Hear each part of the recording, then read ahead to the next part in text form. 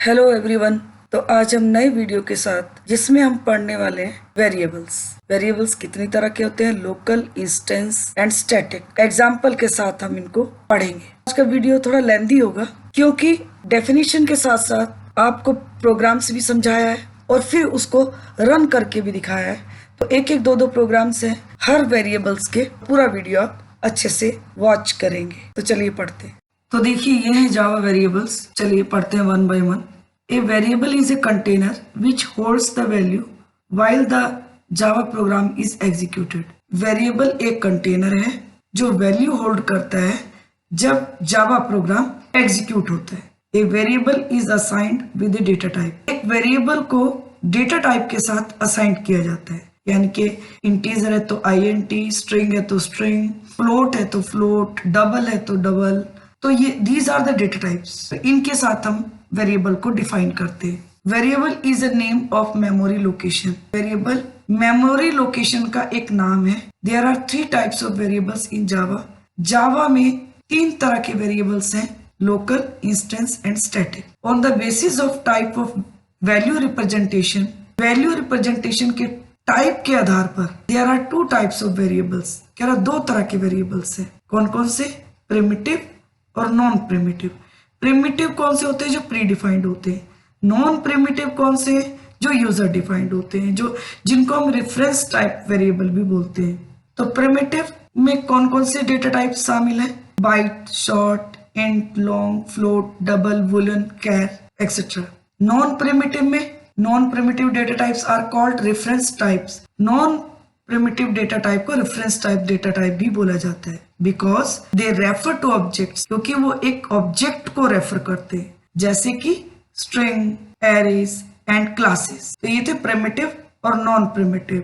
अब देखिए कोई भी अगर वेरिएबल हम डिक्लेयर करते हैं तो देखिए उसको डेटा टाइप के साथ करते हैं। Int a equal to 20। Int is the data type, a is the name of the variable and 20 is the value which is stored in a। तो a होल्ड करता है 20 को। देखिए ये मेमोरी कैसे ऑक्युपाई करेगा? तो ये एक मेमोरी एरिया है और इसमें देखिए a is the name of the location and 20 is the value which is stored in a location.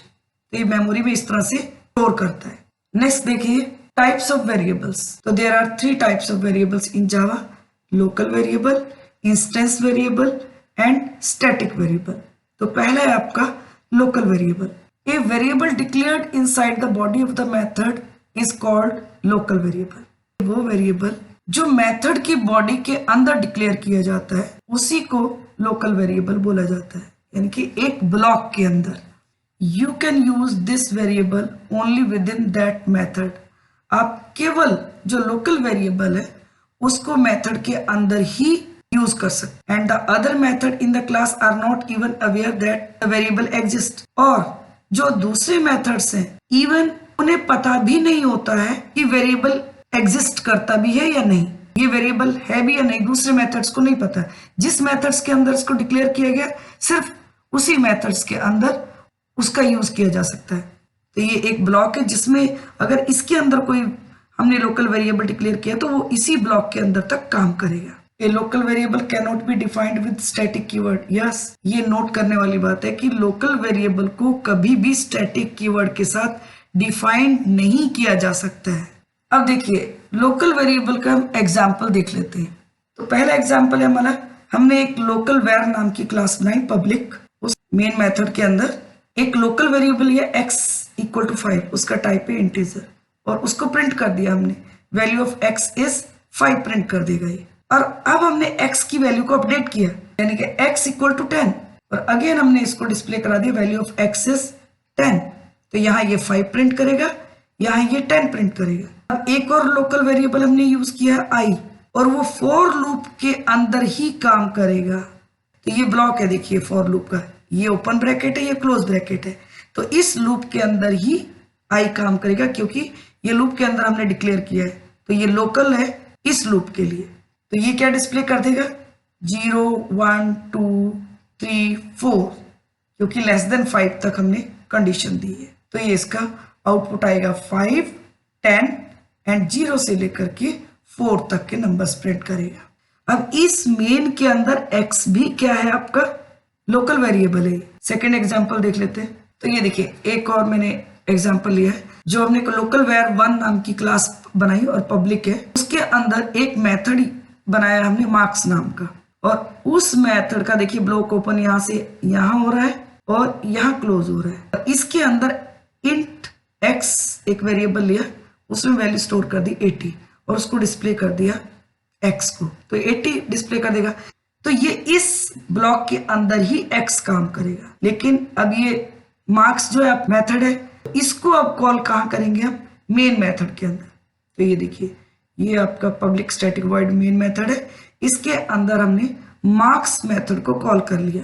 ये स्टैटिक है, इसलिए बिना ऑब्जेक्ट के आप कॉल कर सकते हो। अगर ये स्टैटिक नहीं होता तो आपको ऑब्जेक्ट बना करके कॉल करना होता ऑब्जेक्ट की हेल्प से। नेक्स्ट है हमारा instance variable, a variable declared inside the class but outside the body of the method. वो वेरिएबल जो क्लास के अंदर डिक्लेयर किया जाता है लेकिन मेथड की बॉडी से बाहर होगा, is called an instance variable, और उसी को इंस्टेंस वेरिएबल कहा जाता है। It is not declared as static, yes इसको भी स्टैटिक डिक्लेयर नहीं किया जाता है। It is called an instance variable because its value is instance specific. ये इंस्टेंस वेरिएबल कहलाता है क्योंकि इसकी जो वैल्यू है इंस्टेंस स्पेसिफिक है and is not shared among instances, और उसको इंस्टेंसेस के बीच में शेयर नहीं किया जा सकता, यानी कि ऑब्जेक्ट्स के बीच में शेयर नहीं किया जा सकता। अब इसके एग्जांपल देख लेते हैं। देखिए पहला है हमारा पब्लिक क्लास स्टूडेंट नाम का एक क्लास बनाया, उसमें ये देखिए दो इंस्टेंस वेरिएबल लिया हमने, एक एज एक नेम। एज का टाइप है इंटीजर, नेम का टाइप है स्ट्रिंग, और इनमें दोनों में हमने वैल्यू स्टोर कर दी, एज में 20 और नेम में मोहन। अब मेन मेथड के अंदर इंस्टेंस वेरिएबल है, इनको यूज करने के लिए आपको क्लास का ऑब्जेक्ट बनाना होगा। बिना ऑब्जेक्ट के आप एक्सेस नहीं कर पाएंगे। तो देखिए मेन मेथड के अंदर अगर हम डायरेक्ट इसको यूज करते हैं तो कंपाइल टाइम एरर देगा। इंस्टेंस वेरिएबल को यूज करने के लिए क्लास का ऑब्जेक्ट क्रिएट करना होगा। अब इस ऑब्जेक्ट की हेल्प से हम एज और नेम डिस्प्ले करेंगे। तो system.out.println s1.age, system.out.println s1.name। अब एक और एग्जांपल हम देख लेते हैं इसमें। पहले ये नोट बना हुआ है एक, इसको भी देख लीजिए।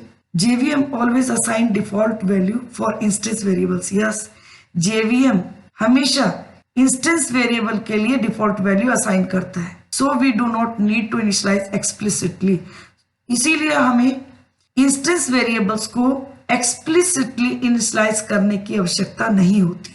तो उनको हम इनिशियलाइज ना भी करें तो डिफॉल्ट वैल्यू लेता है। जैसे यहाँ देखिए पब्लिक क्लास स्टूडेंट, उसके अंदर देखिए ये तीन वेरिएबल लिया हमने, integer age, string name, float weight. अब मेन मेथड के अंदर इन वेरिएबल्स को एक्सेस करने के लिए, जैसे कि ऊपर वाले एग्जांपल में बताया, हमें ऑब्जेक्ट क्रिएट करना होगा क्लास का।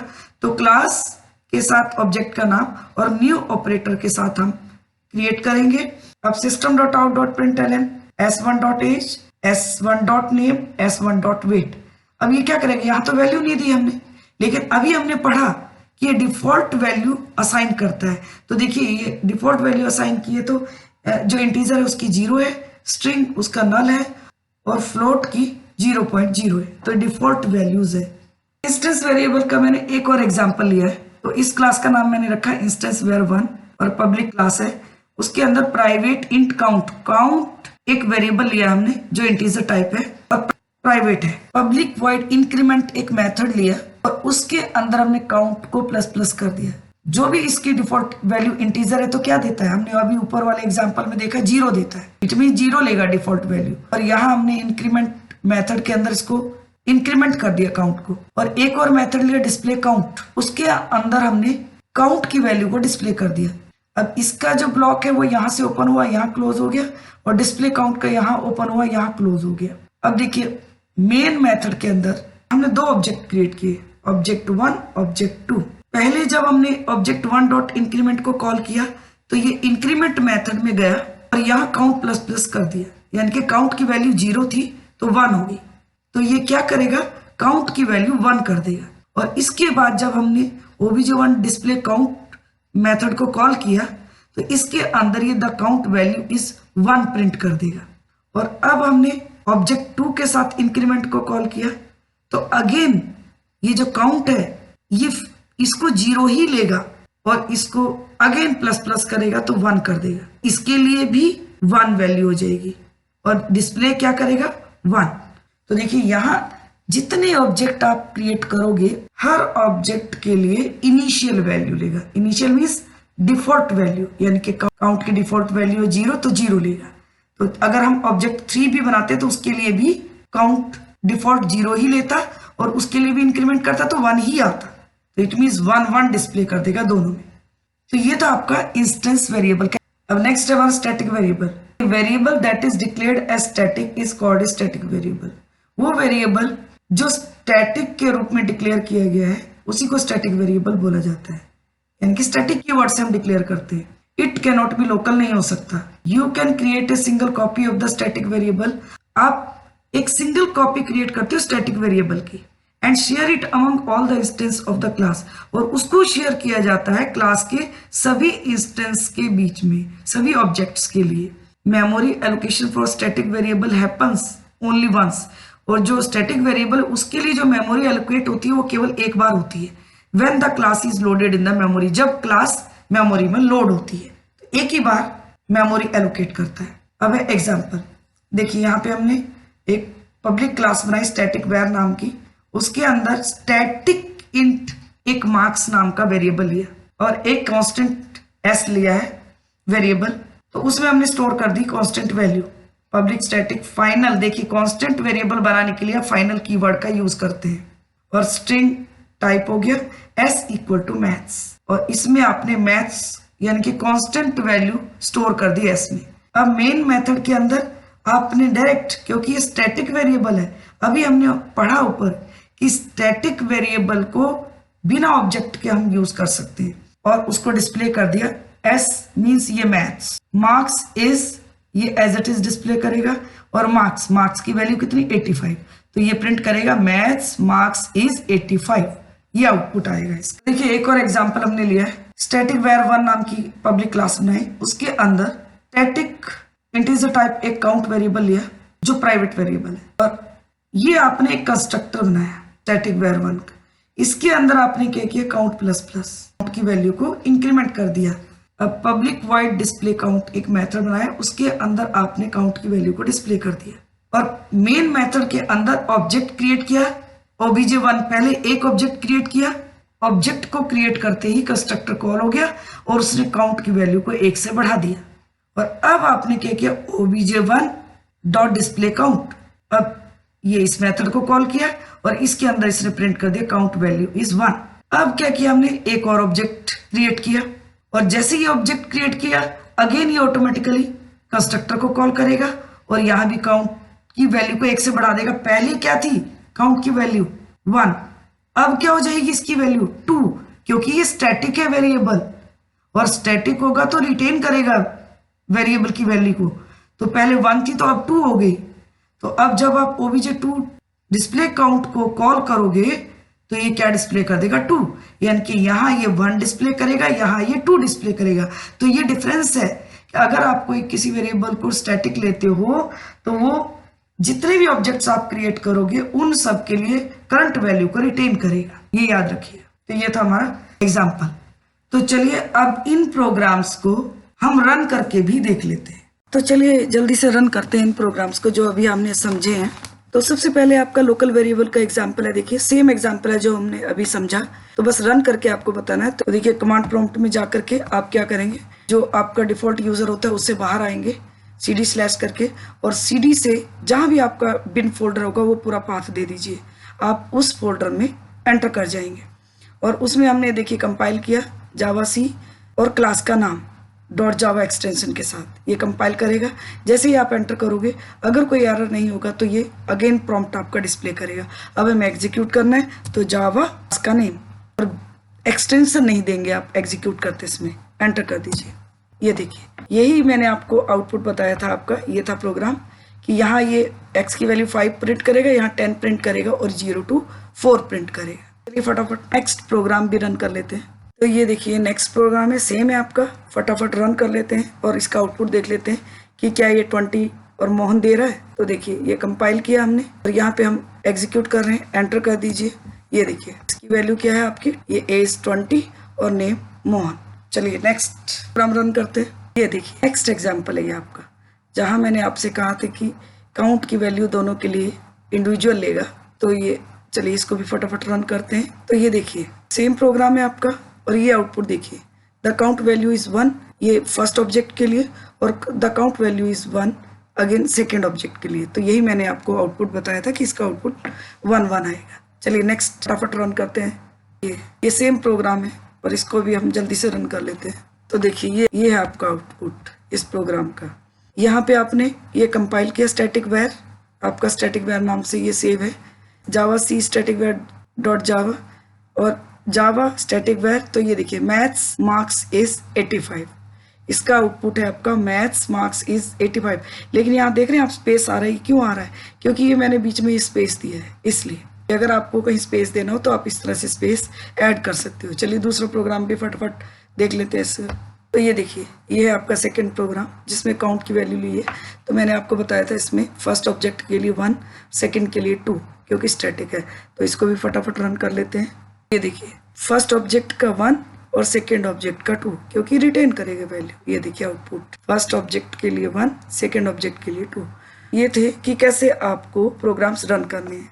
नेक्स्ट वीडियो में हम लोग पढ़ने वाले हैं डेटा टाइप्स विद एग्जाम्पल।